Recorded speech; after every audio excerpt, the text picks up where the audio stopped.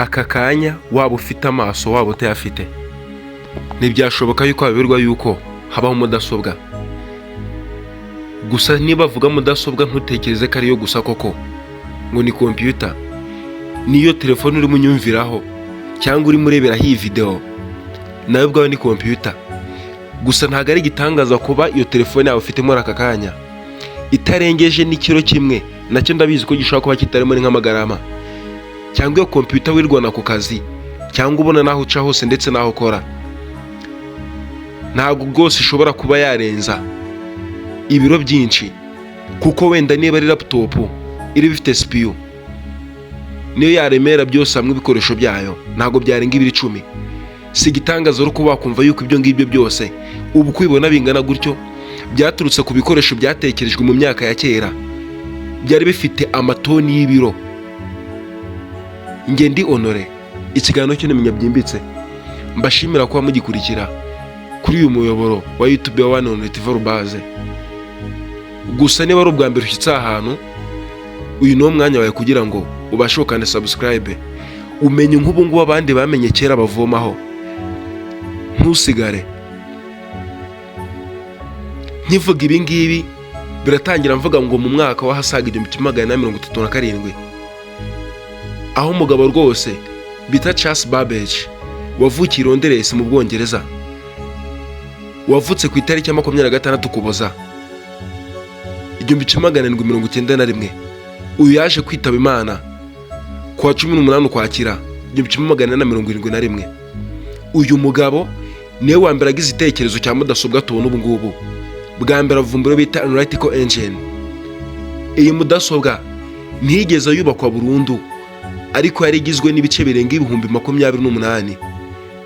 Kuko iyi ngiyi yari ifite ingano yayo yari metero 10 z'uburebure, naho zari metero 3 z'ubugari. Iyi ikaba yari iremereye cyane, nubwo uburemere bwayo butigeze bugaragazwa neza. Gusa yari igamije gukora imirimo itandukanye, ikabika porogaramu mu bubiko bwayo. Gusa si ibyo gusa, kuko hasaga mu 1941 uwo bita Konrad Zuse, uyu wavukiye Berlin mu Budage. Uyu yavutse ku itariki 22 Kamena mu 1910, yaje kwitaba Imana kwa 17 Ukuboza muri 1995. Uyu nguyu rwose niwe wakoze iyi computer ya kabiri yaje gukurikira iyakozwe n'umugabo Charles Babbage. We yayise izina bita Z3 cyangwa za gatatu. Iyi mudasobwa niyo ya mbere ya digital yabayeho, cyangwa no ya mbere basi yakoranaga n'umuvuduko usa nk'ugaragara ubu ngubu bigeze baho. Kuko iyi ngiyi yakoreshejwe mu buryo bwa porogaramu, nubwo ingano yayo itavuzwe mu buryo burambuye. Gusa yari nini kurusha mudasobwa z'ubu, ariko ntoya kurusha ENIAC cyangwa ENIAC. Uburemere bwayo bwari hafi toni 1, ni ukuvuga kilogaramu 1000. Ngaho yumvire nawe. Gusa sawa bagabo gusa, kuko urugendo rwo gukora mudasobwa kuyivumbura rwarakomeje. Aho mu 1944 umugabo bita Howard Aiken wavukiye New Jersey muri Amerika. Uyu yavutse ku itariki ya 9 Werurwe 1900, yaje kwitaba Imana kwa 14 Werurwe muri 1973. Uyu nguyu we yavumbuye computer twavuga ko ari ya gatatu cyangwa mudasobwa ya gatatu, ayita Harvard Mark 1 mu 1944. Iyi mudasobwa yo yakozwe ku bufatanye na IBM, ntabwo ari IBM yo mu Rwanda. Iki ni ikigo cy'Abanyamerika, nacyo cyari gifitanye uruhare n'igisirikare cya Amerika. Gusa ari ifite uruhare runini n'igisirikare cya Amerika kuko cyarayikoresheje cyane. Gusa rafite uburebure bugera kuri metero 16, naho bugari bwari metero 2 na santimetero zigera kuri 40, n'ubujyakuzimu bwari muri santimetero zigera muri 60. Gusa uburemere bwayo bwari hafi toni 4 n'ibice 3. Ubwo urumva ni muri kilogaramu 400 na 200, ni muri kilogaramu 4,000 na 248. Si urugendo gusa kuko rwarakomeje. Abagabo baravumbura koko asaga mu 1945, aho iyo bita ENIAC cyangwa ENIAC bivuze mu Kinyarwanda. niho iyi ngiyi nayo yaje gukorwa, ikorwa umugabo bitaga John Machry wavukiye Ohio. Yavutse mu 1907, yaje kwitaba Imana muri 80. Gusa sayikoze wenyine, yayikoranye n'undi mugabo bitaga G. Presper Echeta wavukiye Pennsylvania mu 1919. Yaje kwitaba Imana uyu mugabo nawe muri 1995. Iyi ENIAC nk'uko twabivuze niyo mudasobwa ya mbere yigeze ikoresha amashanyarazi yabayeho, kuko izabayeho mbere byabaga ari ibintu biri aho biteretse aho gusanga ukanda ibuto ryabyo byari nko gusaba nk'inyundo ya kinubi kugira ngo rikandike, cyangwa umuntu agahagararaho agakandisha ikirenge. Gusa iyi mudasobwa yo y'uyu mugabo ENIAC niyo ya mbere yatangiye gukoresha amashanyarazi, kandi yarihutaga cyane ugereranyije n'izindi zabanje. Yari ifite uburebure bwa metero zigera muri 30, naho ubugari bwari metero 0.9, ubwo urumva ni muri santimetero 90. N'ubugari bwayo twabuvuze, ariko ahubwo ubujyakuzimu bwari metero zigera muri 4.3, ubwo ni metero 4 na santimetero 30. Naho uburemere bwayo bwari muri toni 27 nyagasani, aha ni ukuvuga kilogarama 27,000. Gusa si urwo rugendo gusa, kuvumburwa byarakomeje, kuko mudasobwa ya gatanu bitaga Ada Lovelace, nubwo atari we wayikoze nyir'iri zina, ariko yakoze mudasobwa rwose. Ada Lovelace niwe wanditse porogaramu ya mbere kuri mudasobwa ya Babbage. Ubwo urumva uyu mugore yazanye computer isa nk'iremwe, ariko yari yayindi yavumbuwe bwa mbere na mugabo bise Charles Babbage wavukiye i Londres. Kuko urumva w'icyo yakoze nuko yazanye porogaramu. Gusa uyu mugore nawe yavukiye i Londres ku ya 10 Ukuboza mu 1815, apfa ku 27 Ugushyingo 1852. Yabonye ko mudasobwa ishobora gukora ibirenze imibare, harimo no gukora umuziki cyangwa ibindi bikorwa by'ubuhanzi.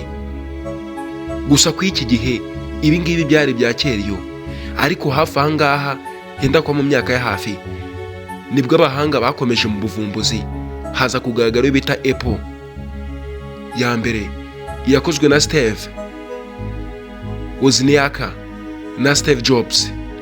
Iyi yakorewe California USA, isohoka mu mwaka w'1996.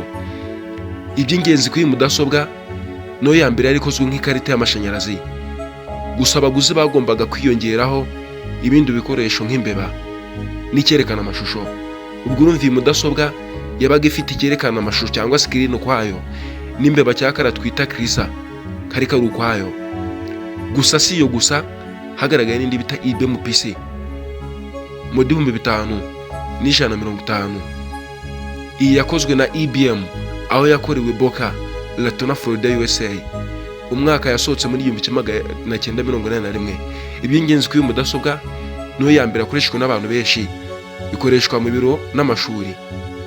Yari ifite na processor Macintosh cyangwa se Mac. Ino yakozwe na Apple Inc. Iyakore California, USA muri 1984. Gusa sizo gusa, n'izindi zaraje nyuma. Windows PC, haza n'izindi nka Dell, HP ndetse na Lenovo. Izo zarizo zaje kwagura isoko mpuzamahanga. Gusa zageze no mu Rwanda binyuze mu nganda za leta zo guteza imbere ikoranabuhanga. Iyi Dell yakozwe na Michael Dell muri 1984, ikorerwa Houston, Texas, USA. Iyi HP nayo yakozwe n'abagabo babiri, uwo bita Bill Hewlett n'undi bita David Packard muri 1939. Ibi ngibi niho byaturutse HP, Hewlett Packard. Iyi yakoreye California, Alto Palo, USA.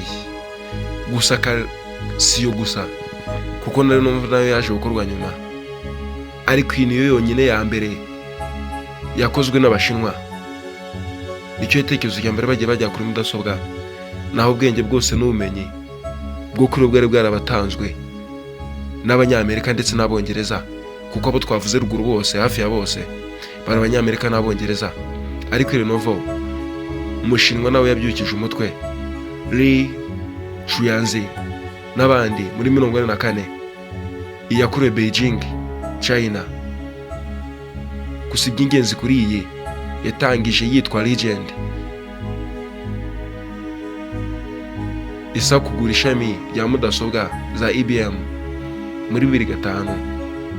Lenovo yabaye ikigo cy'Ubushinwa cyamamaye ku isi yose mu gukora laptop n'ibikoresho by'ikoranabuhanga. Gusa mudasobwa zagize mu Rwanda hasaga mu 2000, hagati y'umwaka w'1990 n'2000.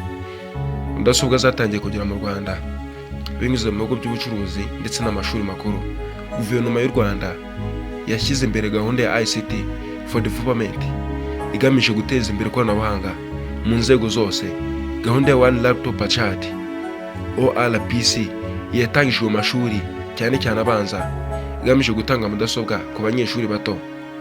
Gusa Kigali none yaje kuba umujyi w'ikoranabuhanga, aho mudasobwa zahagejejwe nka Dell, HP, Lenovo na Apple ziboneka mu masoko yose.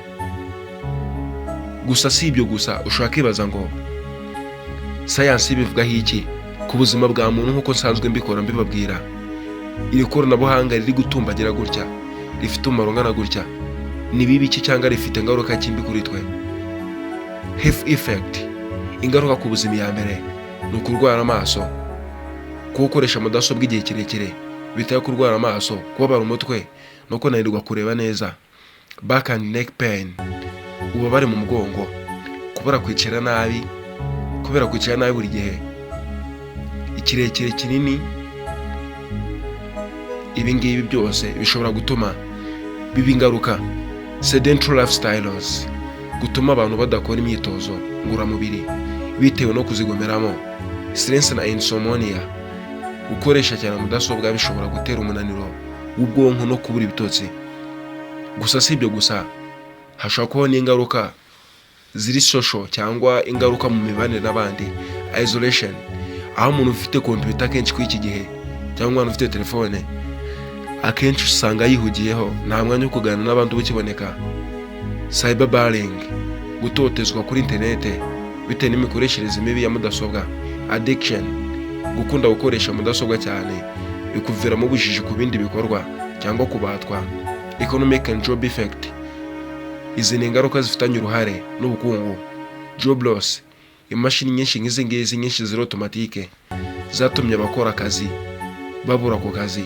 High cost, izi ngizi kugira tuzibone bisaba igishoro kinini. Digital divide, abadafite ubushobozi bwo gukora mudasobwa basigara inyuma mu bumenyi. Gusa ingaruka bifitanye n'ibidukikije harimo imyanda ndetse no gukonsoma imbaraga. Gusa ku mutekano w'ibi ngibi bashobora kuguhakinga bakakwiba amakuru yarengenzi kuri wowe, bigatuma umutwe. Viruses and malware, ibyangiza porogaramu cyangwa amakuru. Digital privacy, gutakaza cyangwa gusakaza amakuru yihariye. Gusa umwanzuro kuri ibi, science ivuga yuko mudasobwa ari igikoresho cyiza kandi gifite umumaro ku isi. Gusa biraba ingenzi kandi rero umumaro mu gihe ubuzima bwawe nibiba bihuje. Potential Mister, you are right to this channel. If you want, you have to subscribe for exploring more your knowledge. Ciao, I love you more.